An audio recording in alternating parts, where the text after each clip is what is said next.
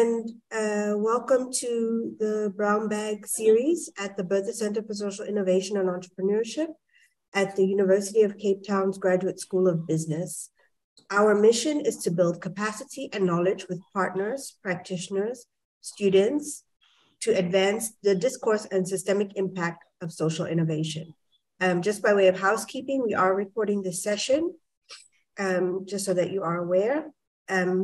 And today we're going to have a presentation by Fergus Turner, who is a Bertha Centre alum and convener of the Executive Ed course, Systems Change and Social Impact.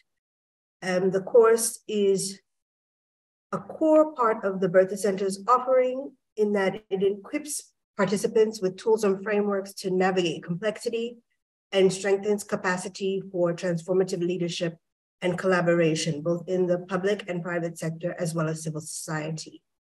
I'd like to now introduce Fergus to tell us about the course. Welcome, Fergus.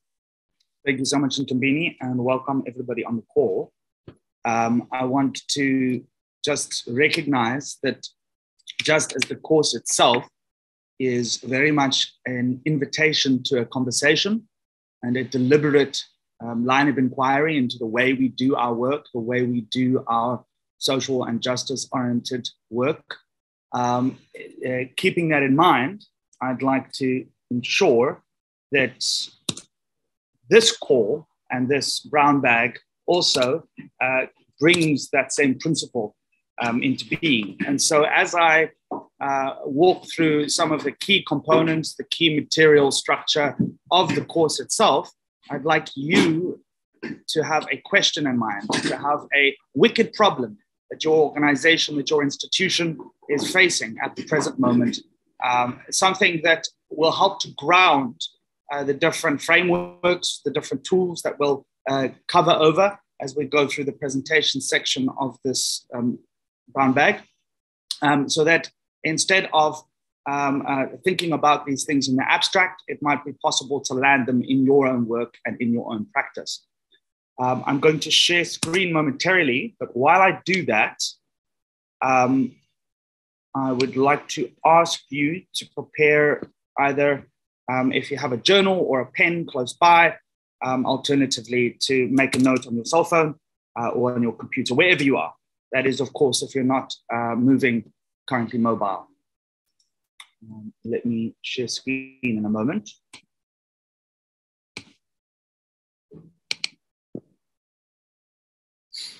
All right.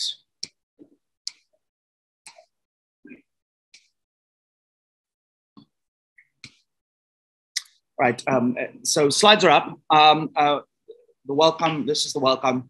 We'll go through the content and some of the key principles of the executive education course shortly.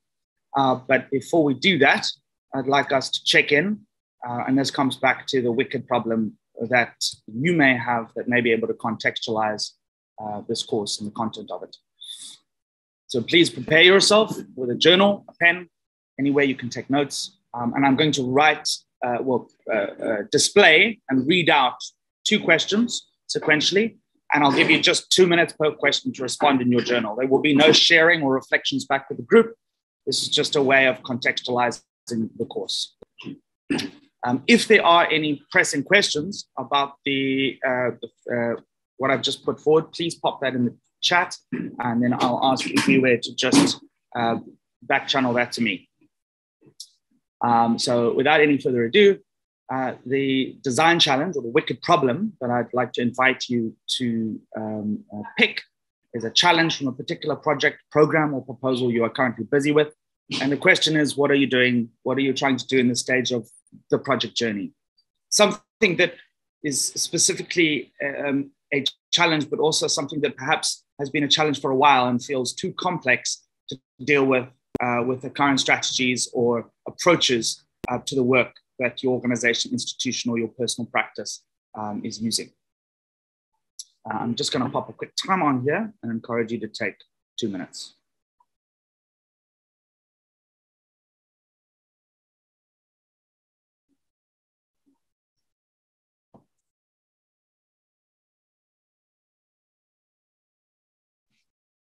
Okay, I'm going to flick through to the second question. So the second question is just to unpack a point of view. So this is, for some of you may be familiar, this is sort of part of the design thinking language of problem solving, solution building. But the idea here is to just, the complex challenge that you've already written about in your journal, on your phone, computer, if you can now unpack who are the different role players, who are the key users, the key beneficiaries, the client, what exactly is the challenge, and which key insight is worth naming. Insights being, key barriers, pivotal role players, authorizations, gatekeepers, just to name a little bit more about what makes this problem complex. Just another minute or so for this, and keeping in mind that at the latter part of the brown bag, when we'll get into the Q&As, I'm hoping that the questions can link to your own contexts so that we can speak in a way that connects with your practical organizational environment challenges rather than only at an abstract level. Please go ahead and continue to journal with question 2 on the screen.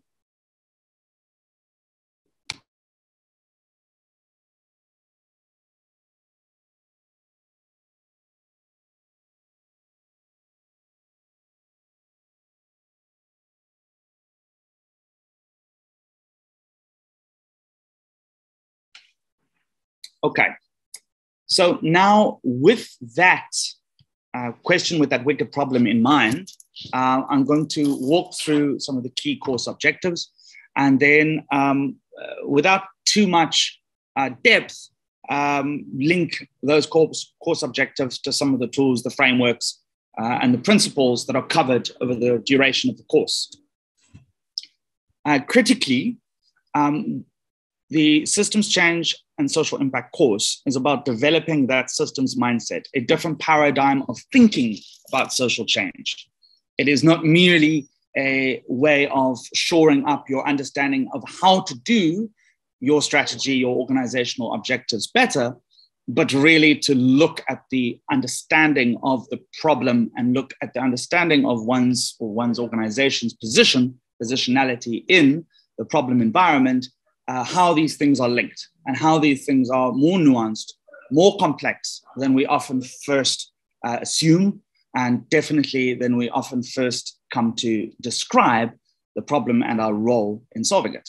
And so this is very much a way of looking at social change and very much a way of recognizing that, for example, when it comes to social justice work or programs and projects that are linked to social justice issues, that fundamentally justice and justice issues are linked to underlying systems and underlying patterns that tend to perpetuate themselves and can often be very difficult and wicked barriers for our organizations or institutions and our work.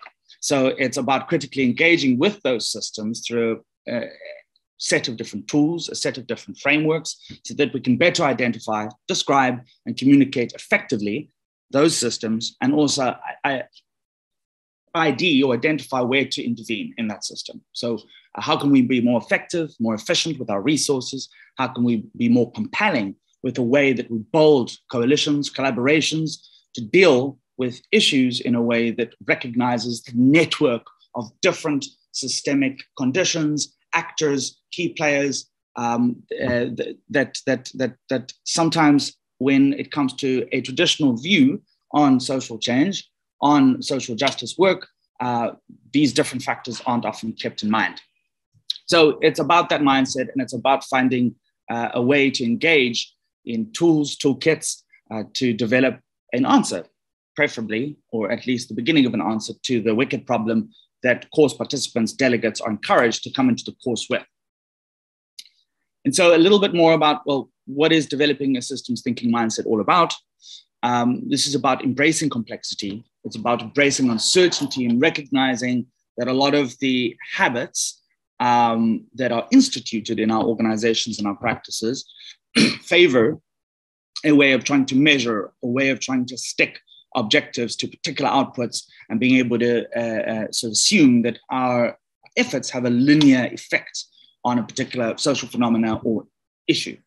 And so the idea is to embrace something of an opposite, something that encourages us to think and settle and become a little more comfortable in social situations that quite obviously aren't linear processes or quite obviously aren't able to be described in certain terms. So those are habits.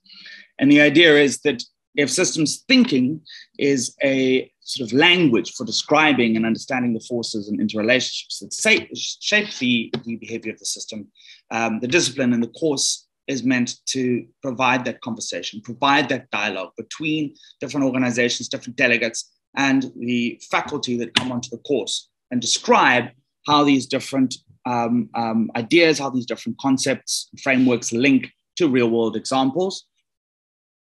And those real-world examples being able to enhance and showcase how a systems thinking or systems innovation approach in our social justice work can help us to have better impact and hopefully avoid and anticipate negative long-term consequences. And this is something that links to the sort of positionality piece that I mentioned earlier, where really systems innovation, systems thinking encourages us, or as organizations, as actors in complex environments, to recognize that we are often also part of the problem. We are often sort of perpetuating or participating in that system being able to self-realize itself and be resilient. And so those are two sort of habits, frames of mind. But what we want to do in the context of the course is link those habits, those frameworks, those concepts to tools, to ways of being able to connect the systems thinking in that paradigm to your work in a practical way. Over the course of the SCSI Exec Ed Week, from the 21st to 25th of November, we will establish our course along these different concepts and then link to a toolkit and to a set of tools that will be practiced in breakaway groups that connect to the different themes that at least the Bertha Centre is able to speak to, with examples coming from Bertha Centre's variety of focus areas and portfolios. And the toolkit, I've covered this to some degree already, so I'm going to shift through a couple of examples of particular tools. I'll stick here for a moment, sorry. So there are a set of different conceptual frameworks that we like to speak about often and like to practice in the context of the course. And that is, again, because without practice, it is easy for us to anticipate that our ways of thinking about social problems may very well revert to relying on certainty, to describing the world without that complexity lens, and seeking out disambiguity. So we're encouraging through a set of different frameworks that will be the content of the first and second day of the course to bring ourselves into contact with being comfortable in ambiguous situations and finding different ways of harnessing these frameworks, these models to anticipate and better settle into complex situations. And so there's a set of different framings that help us to understand and look at the different wicked problems that delegates bring into the course through is this a technical is this a technical challenge? How do we approach this from a technical and adaptive, and then finally an adaptive and complexity-driven approach to problem solving?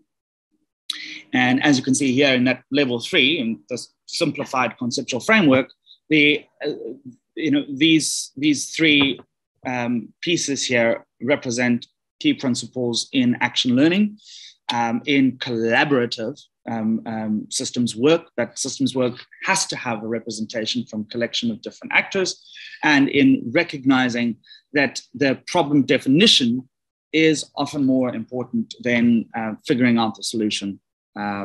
As we say, a well-defined problem is often much more preferable than a badly defined solution or a simply defined solution. And yeah, so these are just a set of different conceptual frameworks that we could call tools that we play through the different practice sessions in the course. And the idea in the course, and it has very much been the case in previous SCSI courses, the last in-person being 2019, where there are a set of mentoring circles over the course of the week, and the mentoring takes place facilitated by one of the course conveners and faculty. However, the mentoring is between your own team members, cohort members, your own delegates. So we encourage as much learning between delegates from different organizations, from different dispositions, different sectors, as much as we encourage that learning taking place in a more didactic and sort of presentation-oriented lecture format. And so that's why we have a focus on this idea of building the systems cohort.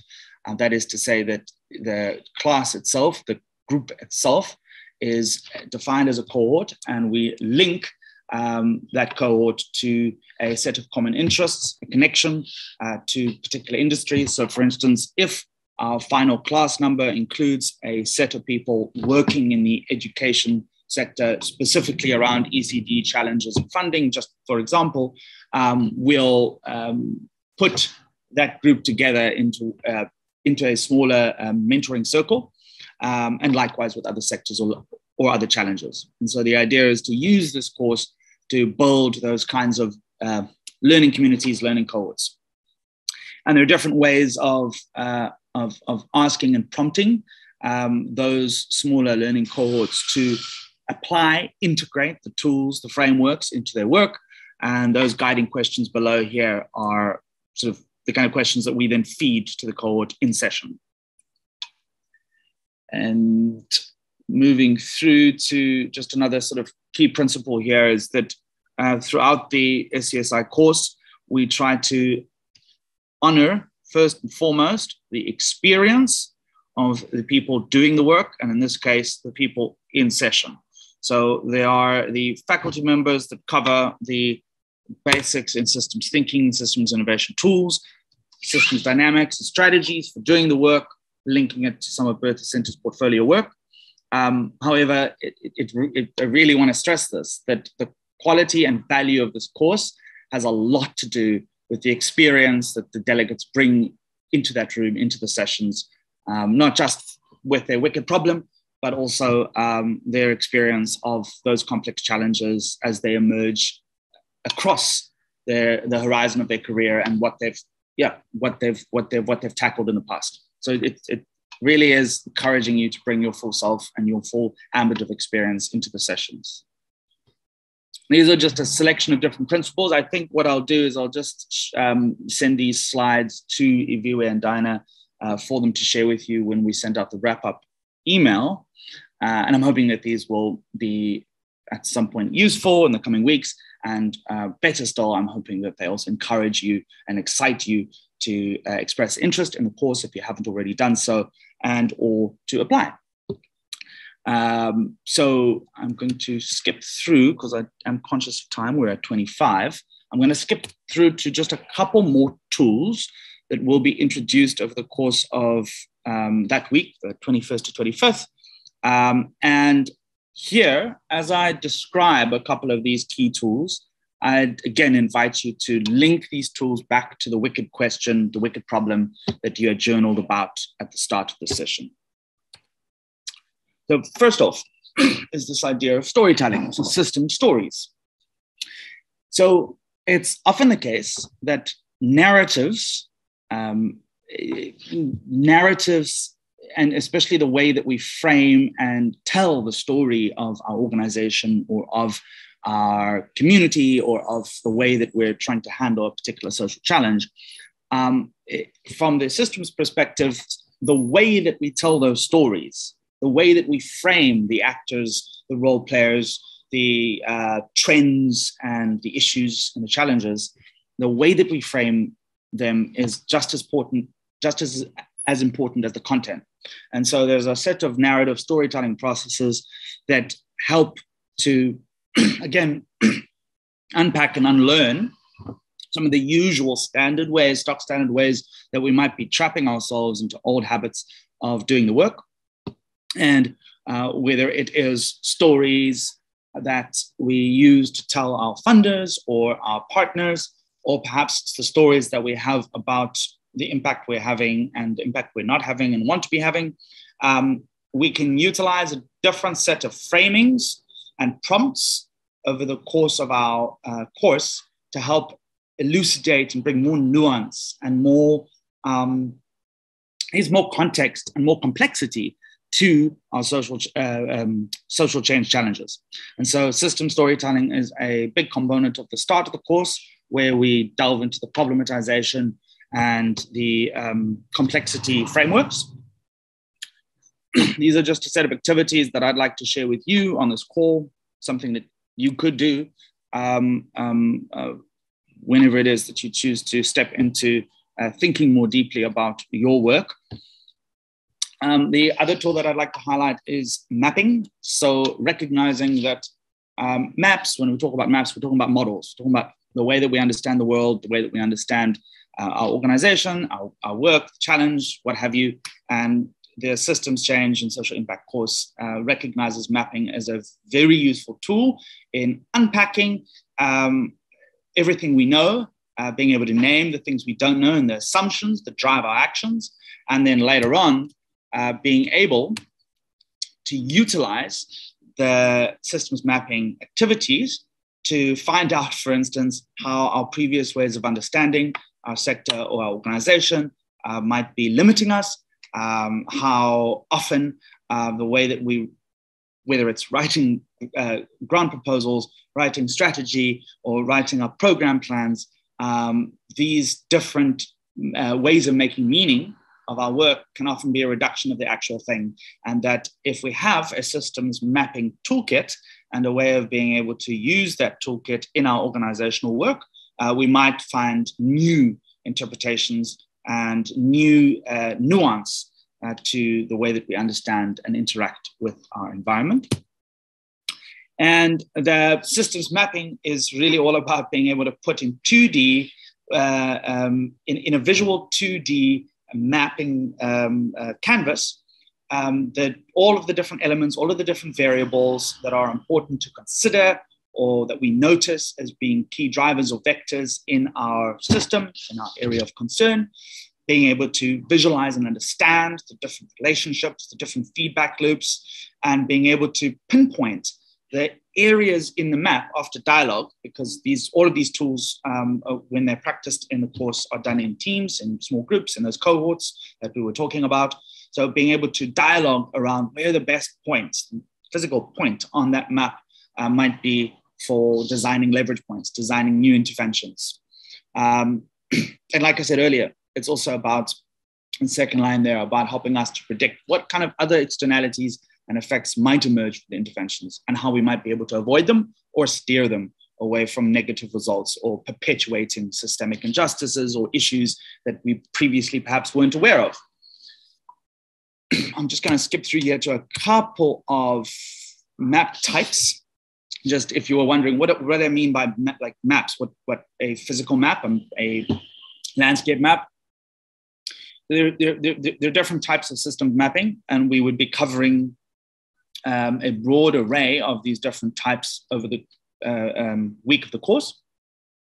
There are ways of understanding the connections between different systems and systems boundaries, different sectors, and being able to characterize those relationships and see the archetype of a particular system and its, I just want to go back here, and its nested systems. So the systems that, for instance, perhaps are reliant on, say, if we talk about one of the cases that we would be bringing into the course around work that the innovative finance team is doing from the Bertha Centre concerning a particular set of blended finance tools or toolkits to help to move the sector towards different mechanisms for finance and social change, we would want to unpack that case through the lens of recognizing the different systems wherein that intervention is embedded, so that we can understand the effect that these things have on one another, rather than what, in my own experience, often can happen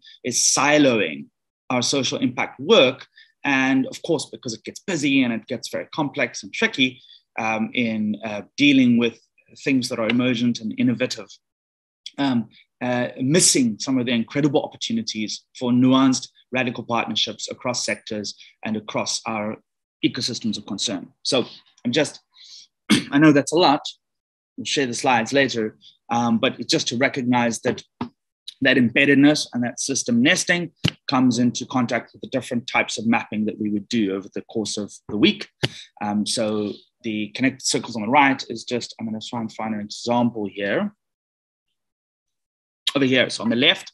So this is just, on the left is a very simple visualization of different key vectors, key factors to that perhaps concern the key design challenge, the wicked problem that the team or the organization dealing with waste problems in Mumbai are looking at, and drawing them out so that we can visualize the way that they position themselves with one another, and then being able to cue out through dialogue the different kind of relationships and characterize those relationships.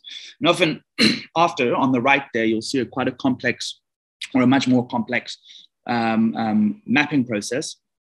Often the mapping process, the very first value that it has is the way that the tools and the prompts in the mapping exercise can surface new dialogue, surface a fresh perspective. The other incredible value of the mapping process is that it is an iterative tool. It doesn't stop. It's not a mapping one and done process. It's something that we'll be introducing a set of different online tools in order to do this, both physically in session, but also to convert some of these tools to the way that you might be able to present work plans, present design challenges, being able to report on impact. There's a variety of different applications that systems mapping can have, depending on which, as I said, which type. The other example I want to sit with for a moment is the Iceberg model. I've listed it here as a mapping exercise.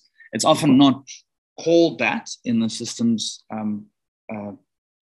innovation thinking space. But the reason I like to refer to this as a map is because, once again, what we're doing is we're using 2D visual tools to establish dialogue, establish connection, and dig more deeply into the complexity of the problem we're looking at. But we're also drilling deep.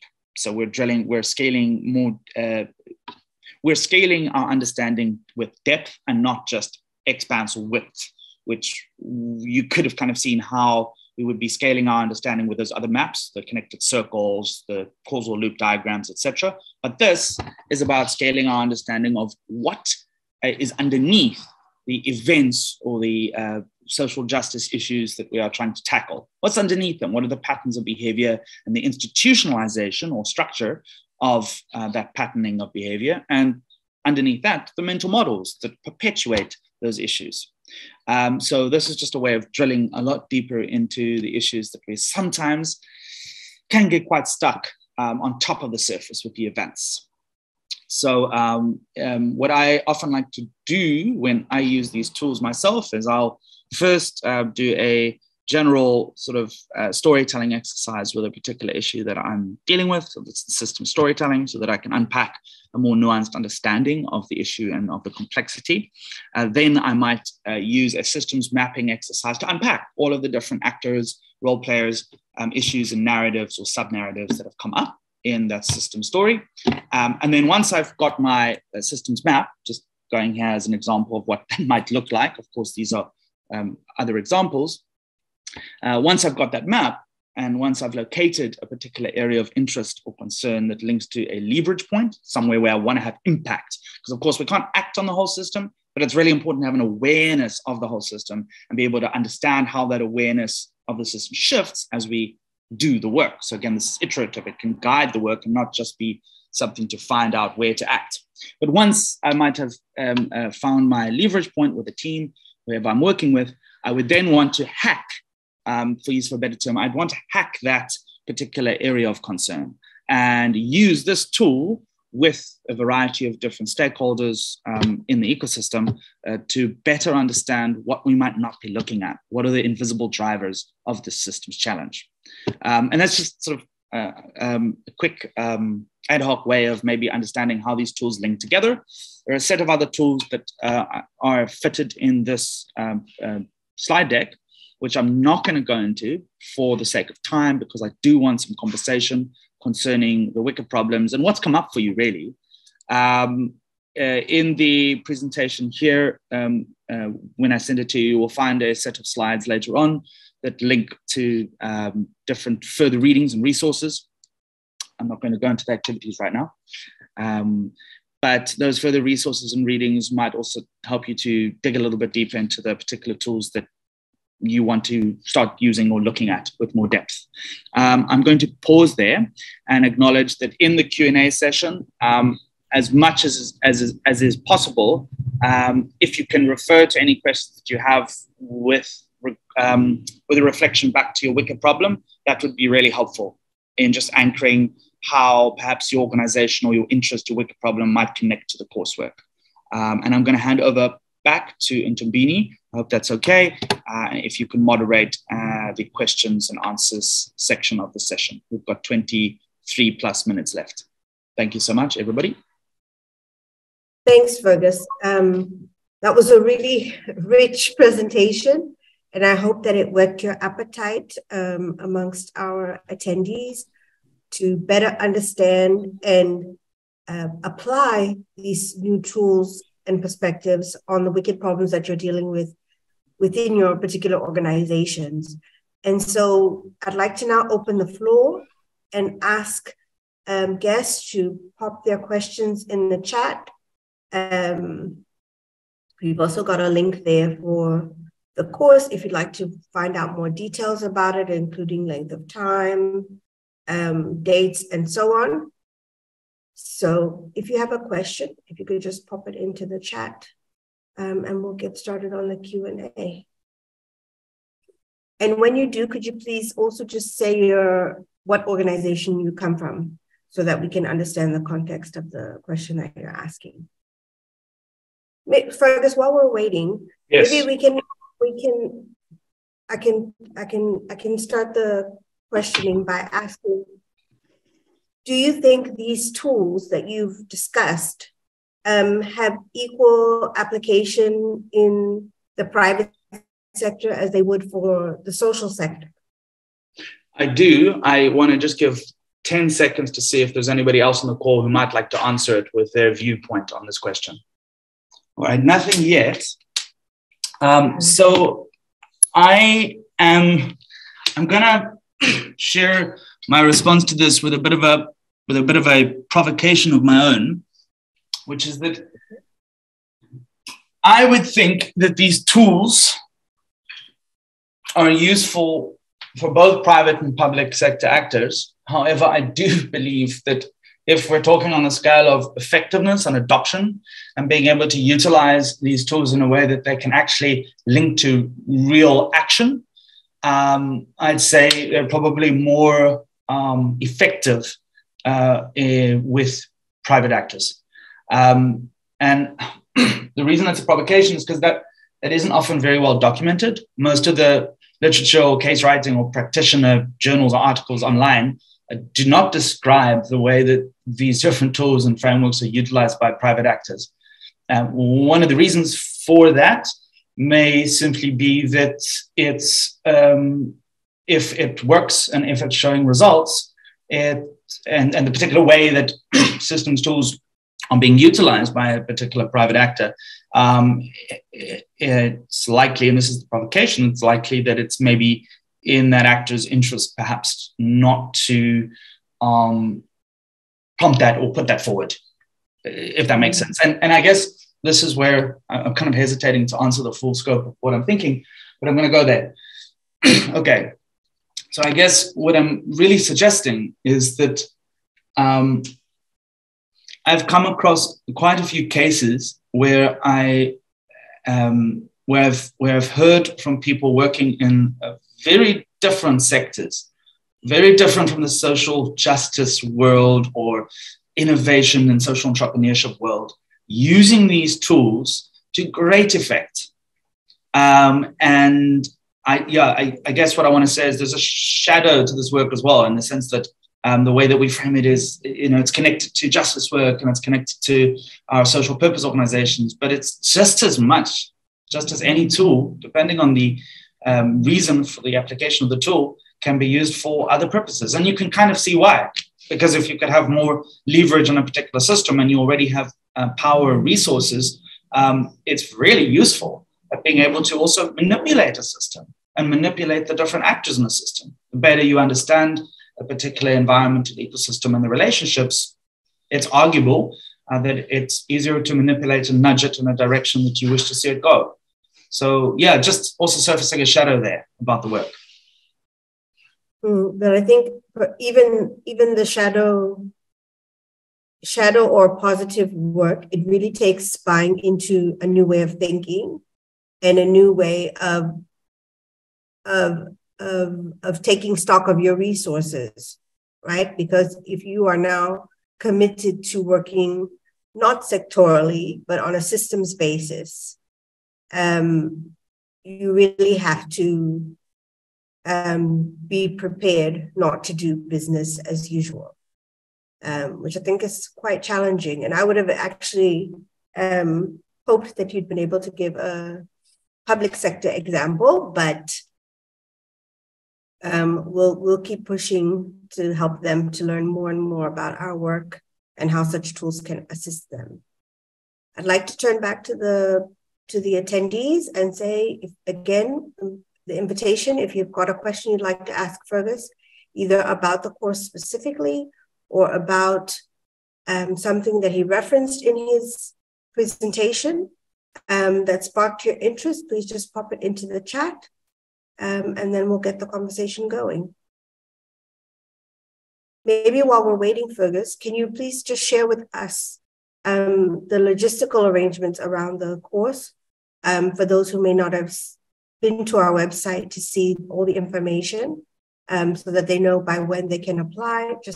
Okay, we've got a question. Just while we wait for that to happen, just to your question about the structure, logistics, etc. So the course is taking place at the Graduate School of Business. It's the first time in, well, as I said earlier, since 2019 that we are taking place in person. So that's extremely exciting. The course will take place from the GSB at our waterfront campus. However, there will be one day of that course that will take place out of our Philippi Village solutions-based venue. The cohort size is often between 25 and 35 persons. We'd like to limit it to a more manageable and intimate group, precisely because, as I said earlier, a big value in this is the personalized attention and the small group connections that are made between people working in a particular sector and coming to the course with that wicked problem. There are a number of approaches to seeking for support or scholarship for the course for your organization. We have put out a call out to our networks and to some of our partners to basically encourage them to send more than one delegate to the course. The reason for this is in the past, a lot of the feedback from our alumni network is that it's really hard, as Antimini was saying, because to bring these different ways of working, these different tools into organizations, especially if we come back after the exec ed week and we don't necessarily have colleagues that immediately can champion that work and kind of collaborate and bring that into our work environment. And so we're offering a send one delegate, and there's a limited but discrete and limited number of scholarships for send one delegate, and then we provide a scholarship for the second delegate to encourage more people from a single organization to be present for the course. Okay, we've got 3 questions. So I'm going to start with the first one, which is from Rachel from Without a Doubt. She'd like to know, where do one's own biases come in and how can those be dismantled in the systems thinking process? And then relatedly, Louise Jones wants to know more about the role that storytelling plays. And if you can reflect on that, Fergus, and then I'll follow up with the third question, which is more of a logistics question. Go ahead. All right. Thank you for those questions to Rachel around our own personal biases. they form those are the checks and balances that happen at every point of the systems, tools, applications. The way that bias comes into the work is, I almost want to say, it's the whole of it, Rachel. It's the way that we even, the language I've even been using around, we collectivize in groups in particular sectors, et cetera, the way that we choose to call and name our challenges with the language that we've already bought into because it suits the particular industry or particular sector or funding space that we are stepping into. The biases are organizational all the way back, or institutional and organizational all the way back to the personal and individual. The way that we deal with that in course is not necessarily to say, okay, well, we can avoid it. But what we do is we use a set of different presencing tools from TheoryU and the TheoryU lexicon, which is kind of why I used the journaling exercise earlier, because it's a set of prompts and questions that are really helpful at the beginning in the morning during the reflection sessions to just presencing ourselves and recognizing that all of those biases and systems, injustices live in us. And I want to pause with that answer and ask if there's anyone else on the call who might like to respond to that, and or some of my Bertha Centre colleagues who may have experienced it in our own organization, the way that our biases can inform our work. And then I'll chop forward to the second one around storytelling.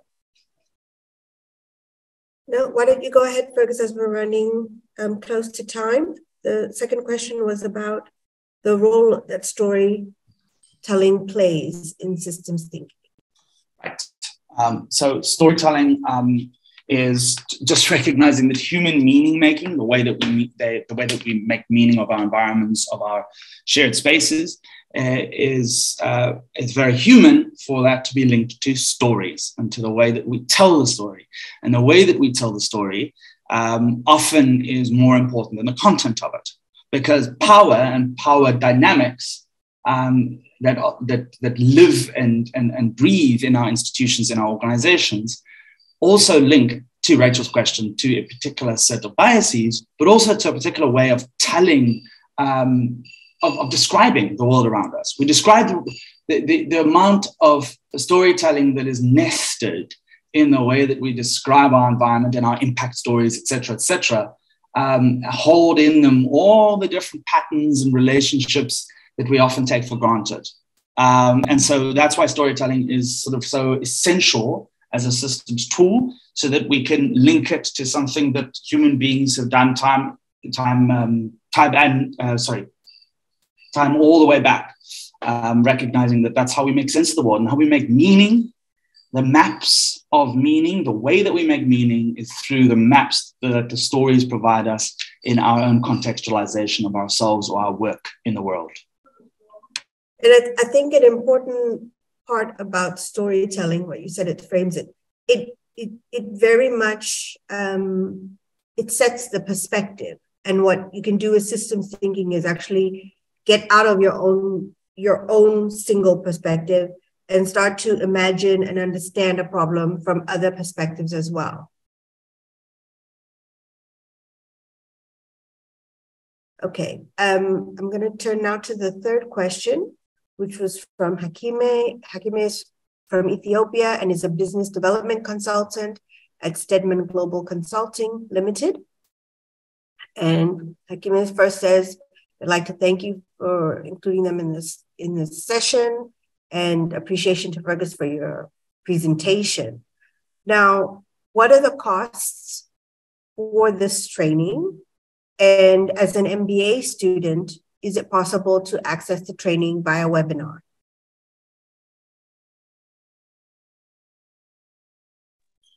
Just to clarify, are you a current MBA student? It sounds like that from the way that it's worded.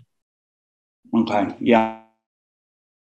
Actually, I've received indications of interest from other incoming MBA students at the GSB, for example.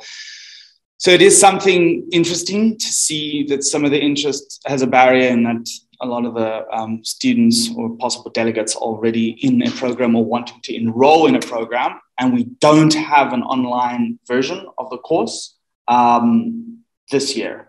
But again, because of the kinds of interest that we've gotten from across the continent, and because of the fact that Bertha Centre has a focus on Pan-African presence, that is also something that we are looking into. So being able to have an online edition that runs not necessarily parallel for resource concern purposes, but at least as an additional entry point to the work. So yeah, but thank you for that question. I just want to also name that the set of resources that we will be presenting in the context of the SCSI course are resources that, depending on your capacity, depending on your entry to Bertha Centre's work, we may be able to at least share with you where else to go for an initial contextualization of systems in your particular sector and so forth and so forth. So I just want to make clear that that's also something that we're open to receiving questions, because we want to see this work. And we want to see these practices being useful to people interested in social innovation and entrepreneurship, and of course, with a socioeconomic justice lens. Thank you, Fergus. And I think just one suggestion is that I'm going to just quickly try and find some links to some of the recent articles on the work that your program has supported with the community action networks here in Cape Town, which has done some really interesting work using systems tools to support community level work, which kicked off during the beginnings of the hard lockdown for COVID, but have continued on even post the opening up, and communities getting these access to these tools and these methods to learn about different ways to tackle the systemic problems that they find in their communities. Fergus is having a little bit of network problems, so he's going to try and drop off and come back. But I'd like to invite any last questions in our last 5 minutes from anyone on the line who would like to learn a bit more about a specific aspect of the course, and would like to get some information directly from Fergus before we bring it to a close. I'm just going to go ahead and put I'm going to ask Bertha Centre, can you please share this Daily Maverick link about the CAN work here in Cape Town? This article from 2020.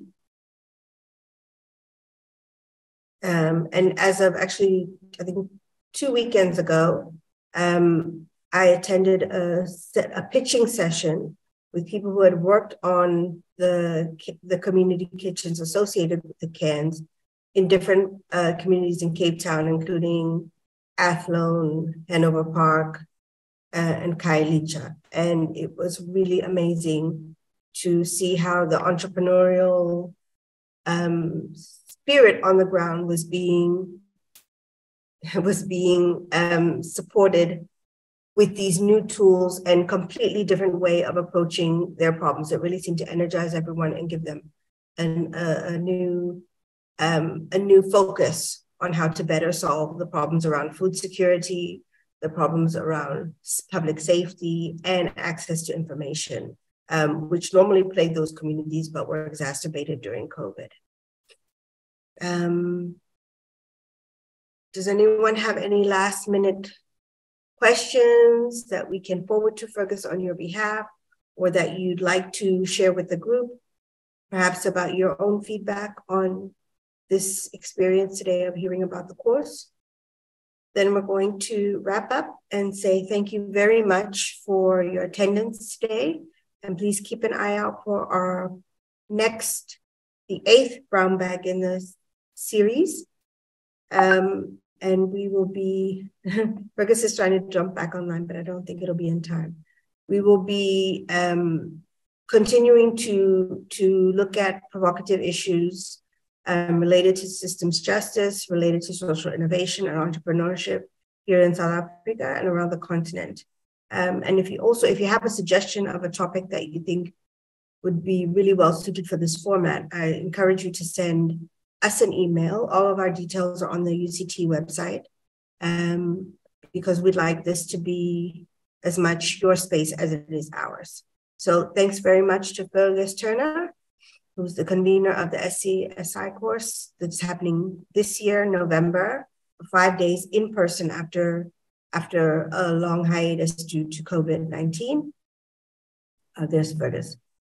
And I'd like to invite you to go to our website, if you haven't had a chance already, to learn more about what specifically the course equips civil society actors, private sector, and community workers to do in transforming their leadership and collaboration for social change and social impact. Do you want to say anything to close out, Fergus? Yeah, thank you for that. Sorry, I had a connection gremlin kicked out back in. Thanks so much for holding here. I just also wanted to add on to what Intimini was saying and say that we really welcome any requests for curiosity calls for if you are expressing an interest in the course and you really want to dig a little bit deeper and figure out whether it's maybe not just something that you're interested in, but whether it's the right time at the point in your organization where you are currently wanting to tackle a new wicked issue, or is there some transition that you would like a different capacity, different tools for? That's something that we can also assist with. So please do reach out to us, not just via the networks and numbers and details that have already been provided, but I'm sure when we send out the wrap up on this session, I'll send out particular formats and options for bringing those questions forward. And we also really would encourage you to forward the information about this course to anybody working in the sector that you think might be able to benefit. Again, not merely only if they're able to join the course, but even if they're just interested in connecting with us. We want to develop a sense of a database of the different organizations, institutions that are interested, whether or not they're on the course, so that we can share thought leadership, case studies, and new tools and communication that might be useful for you all. So yeah, just again, thank you so much for your attention. And thank you so much for listening in. I know it was a lot to cover, but I think we got there. Thank you. Over to you, Intimini. Thanks, Fergus. Thanks again to our guests. And please look out for the next set of promotions on our upcoming Brown Bag series, which will happen again in December. Thanks very much, everybody. Bye-bye.